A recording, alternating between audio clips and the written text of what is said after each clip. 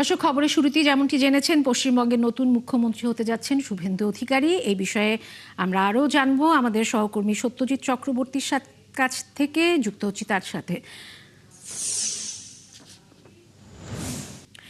সত্যজিৎ, পশ্চিমবঙ্গে অবশেষে বিজেপি নতুন সরকার গঠন করতে যাচ্ছে, সেক্ষেত্রে ভারতের অভ্যন্তরীণ রাজনীতিতে আসলে কি কি ধরনের প্রভাব পড়তে পারে বলে মনে করেন?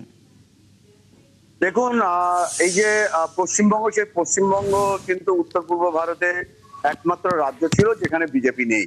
তো বিজেপি একটা বলয়ের মধ্যে ছিল, গো বলয়। সেই গো বলয়টা কিন্তু গত 15 বছরে বিশেষ করে মোদী শাসন জামানায় একটু একটু করে এগিয়েছে। আমরা যদি দেখি 2014 সালে লোকসভা নির্বাচনে যখন বিজেপি জিতলো এবং নরেন্দ্র মোদী প্রধানমন্ত্রী হলেন, তারপর থেকে কিন্তু মমতা বন্দ্যোপাধ্যায় বেশ বিজেপির বিরুদ্ধে সুর চড়িয়েছিলেন। এবং যেহেতু মুখ্যমন্ত্রী হয়েছিলেন 2011 সালে মমতা বন্দ্যোপাধ্যায় বাম শাসনকে সরিয়ে, তো সেই প্রেক্ষিতে আমরা দেখেছি মমতা বন্দ্যোপাধ্যায় যেভাবে নরেন্দ্র মোদীকে আক্রমণ করতেন, বিজেপিকে আক্রমণ করতেন, ভারতবর্ষের আভ্যন্তরীণ রাজনীতিতে এরকম চড়া সুরে অন্য কোন রাজনীতিক আক্রমণ করতেন না। কোমরে দড়ি পরিয়ে ঘোরাবো, লাড্ডুর মধ্যে পাথর দিয়ে খাওয়াবো, এই যে নানা রকম ভাবে উনি যে ঢঙে বলতেন, মোদি বাবু, দাঙ্গা বাবু, এরকম ভাবে একাধিক ভাবে বিশেষণ দিয়ে কিন্তু তিনি বলতেন।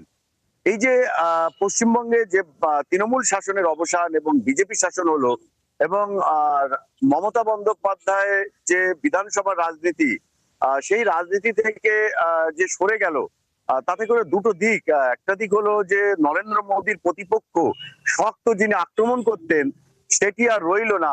দ্বিতীয়ত হলো নরেন্দ্র মোদী অর্থাৎ বিজেপির উল্টো দিকে যে ইন্ডিয়া জোট শেষ লোকসভা নির্বাচনে আমরা যেটা দেখেছিলাম 24 সালে, যে ইন্ডিয়া জোট হয়েছিল, সেই জোট আরো দুর্বল হলো।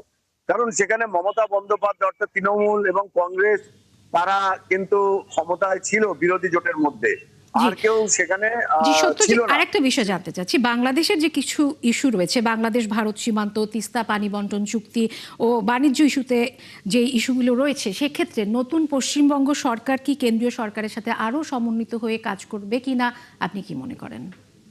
দেখুন, 2011 সালে যখন শেখ হাসিনা প্রধানমন্ত্রী ছিলেন বাংলাদেশের, তখন আমাদের দেশের প্রধানমন্ত্রী ছিলেন মনমোহন সিং।